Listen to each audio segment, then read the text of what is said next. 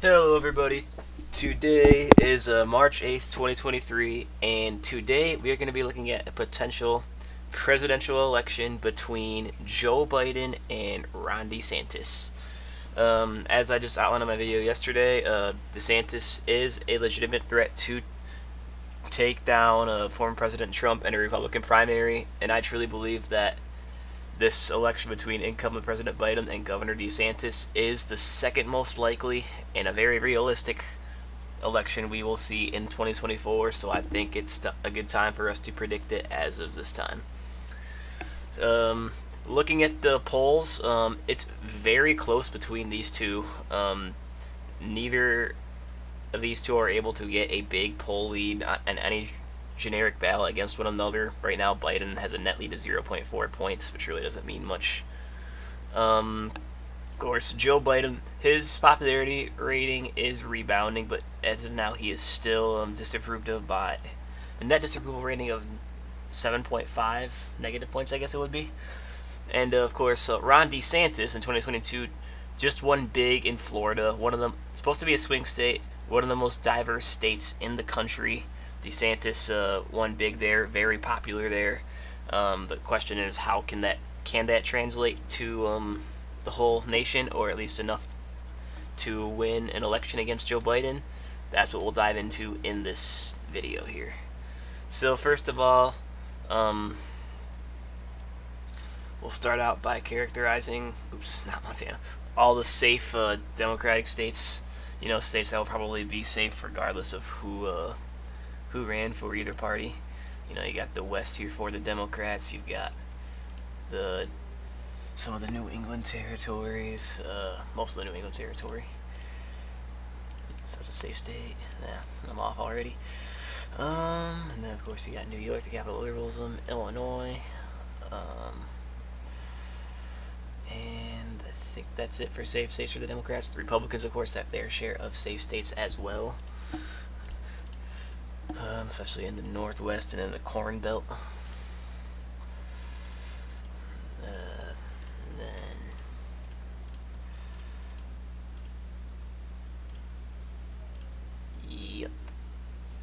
And then I'm also, with it being Ron DeSantis, I'm going to characterize Florida as a safe Republican state. As I just showed you, DeSantis won in Florida by almost 20 points. He has a very strong grip there. If he shows up in that presidential ballot, he's winning there big.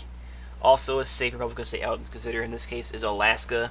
It's been a Republican stronghold for a while, but Alaska kind of shifted away when Donald Trump took over. But if he was not on the ballot for the Republicans here, I think Alaska would overwhelmingly back Ron DeSantis. So now, both parties have a fair amount of safe votes here as we start to get into the more competitive states, but there's definitely going to be some difference with some of these states now that it's not Donald Trump in there, instead a different kind of Republican, which could benefit the Republicans in some ways and benefit the Democrats in some ways. We'll start getting into that now. Minnesota, I'm going to consider a likely Democratic state. Donald Trump and the Republican Party were able to really break into the state quite a bit. Trump almost won it in 2016. Biden won it by 7 points in 2020. But without Donald Trump's Rust Belt appeal, I know Minnesota's technically not a part of the Rust Belt, but they vote them a lot. It's going to be very difficult for the Republicans to win here. They may still be competitive, but it should be a comfortable win for the Democrats. Also, where else? Colorado and New Mexico, I think, would be likely Democratic states here. They've, ever since 2008, they have comfortably gone to Democrats. Usually it's not quite by 15 points, which is the safe criteria here. But the Democrats should comfortably win, even if Donald Trump's name is off the ballot. And New Hampshire has shifted blue in recent election cycles. DeSantis, sure, he could shake things up a bit there, but he still isn't exactly your moderate Republican, so I don't think he's going to make a big breakthrough in this state. The Republicans, though, they have their share of likely states too. We'll start out with Texas. The Democrats have been more competitive here recently in past election cycles, but they still have not been able to break the state open despite how Donald Trump is considered to be quite polarizing down there. Um, and especially with Ron DeSantis running now, that really makes it difficult for the Democrats to win here, in my opinion. So I don't quite think the Republicans will win by 15, but they should comfortably win here. I'm considering this a likely state for the Republicans. And now another one here that might be controversial. I consider North Carolina a likely Republican state in the case of Ron DeSantis winning. Why? Well, Donald Trump still won the state by 1.3 points back in 2020, despite how polarizing, unpopular he was, and how he's not the most appealing candidate to all Republicans, and he still won there. And you've seen both Republican senators win here in North Carolina. And with DeSantis' appeal to the Sun Belt, I think that it could be at least a 5-point victory for DeSantis in North Carolina, which is the criteria for a likely state. And I think that is it for the likely states. Yep. So we've got a very close race here. It's 212 to 211 as we get into some of the most competitive states, and it definitely stays interesting here. We'll start out with some of the lean Democratic states. I'm going to consider Virginia a lean Democratic state here, and I'll show you why. In this poll, March 2nd, just 6 days ago at the time of this video, DeSantis beat Biden by 5 points in a poll here. So clearly he has appeal to Virginia. Now, again, that's just one poll, and Virginia did vote for Biden by 10 points last time, but I could totally see DeSantis shifting that 10 points in his favor quite a bit. I don't know if he'll be able to move Virginia by 10 points to win the election, but he definitely does make a breakthrough in Virginia, give the Democrats a run for their money there. Now, Maine's 2nd District, I'll consider that a flip for the Democrats. Without Donald Trump's Rust Belt appeal, that kind of rips away this district from the Republicans. But at the end of the day, that's just one electoral vote, and you can see DeSantis is already starting to make some more breakthroughs here, so that might not be a super big hurt, but it could as we get later on in this video. Then for some lean states for DeSantis, Ohio and Iowa, I'm going to consider lean states for him. Trump won them by about 8 points each in 2020 and also comfortably won them in 2016, but again, without Trump's Rust Belt appeal, that does take a lot away from these two states for the Republicans, but I'm not sure the Democrats will be able to make an 8-point breakthrough, especially with Joe Biden's unpopularity. It could tighten up, which I think it will here, within 5 points, but right now I'll consider them Republican states. Georgia, I'm going to consider that a lean Republican state in this case. You look, the most recent poll between these two was December 5th in Georgia, and you can see Biden beats Trump by 4 points in Georgia, but DeSantis beats Biden by 1 in Georgia on the same poll at the same time. That goes to show DeSantis appeals by 5 more points than Trump in this state, roughly, and Trump only lost the state by 0.24 points in 2020. So any shift whatsoever in favor of the Republicans in this state should do the trick for them, and DeSantis absolutely gives them that and then more.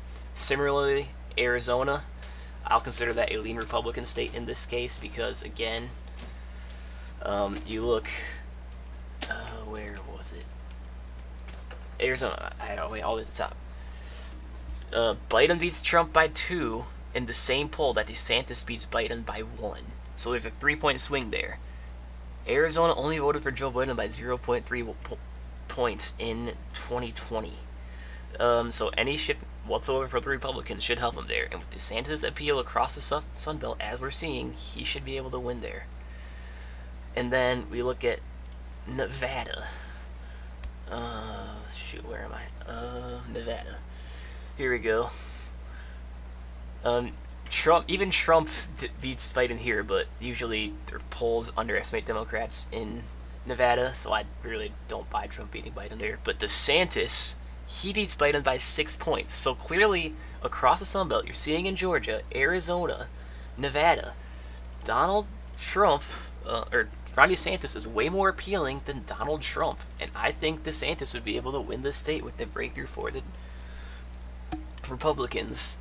And then as far as Nebraska's 2nd district, I think that goes back to being a lean Republican district now because, again, Donald Trump's polarizing popularity rating really hurt them there, and that's why they lost the district. So essentially, they're trading Trump's appeal to the Rust Belt in this district for Nebraska's 2nd district here, where the polarizing Trump is gone.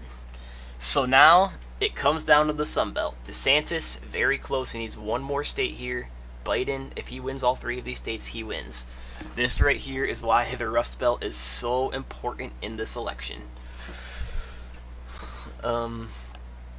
First of all, I'm going to characterize Pennsylvania as a lean Democratic state here. It's a state that 7 out of the last 8 election cycles has voted for the Democrats, with it narrowly going to Trump in 2016. But guess what? Trump's Rust Belt appeal is gone without him on the ballot. Biden, on the other hand, does appeal to the working class, so that makes it difficult for DeSantis here. Same can be said about Michigan. Trump barely broke these 2 states in 2016, and I think the Republicans would absolutely still be competitive in these states, especially without Trump's polarizing disapproval rating in the picture, but the Democrats definitely have the upper hand in these 2 states. So now we come to Wisconsin, the tipping point. I will consider that a tilt Democratic state for now. It's definitely been the most competitive of the 3 and the most in play of the Republicans of these 3 Rust Belt states here. You saw Ron Johnson win the state by 1 point, although Governor Evers just won the state by, I think, 4 points, at the same time, a Democrat. So the state has gone both ways, but it has voted with Michigan and Pennsylvania every time since 1992, though they have been typically later shades of blue than them, like they would be in this case. So DeSantis is going to have to find a way to make a breakthrough in this state if he wants to win.